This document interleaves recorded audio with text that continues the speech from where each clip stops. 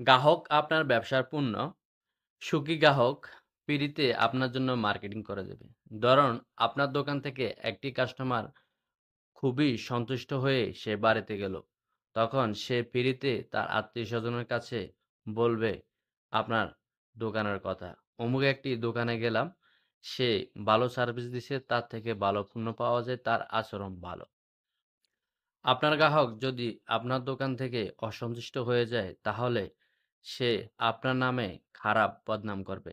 এতে আপনার পুরাতন কাস্টমার তো চলে যাবে, এমনকি নতুন কাস্টমারও আসা বন্ধ হয়ে যাবে।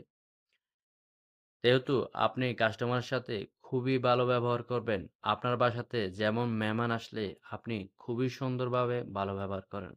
অথবা আপনার পণ্য যে ডেলিভারি দিবে, তাকে সবসময় বলবেন ডেলিভারি সময় মতো পৌঁছে দেওয়ার জন্য। এমনকি কাস্টমারের সাথে ভালো ব্যবহার দিবে। এতে আপনার ব্যবসাতে নতুন কাস্টমার যোগ হবে।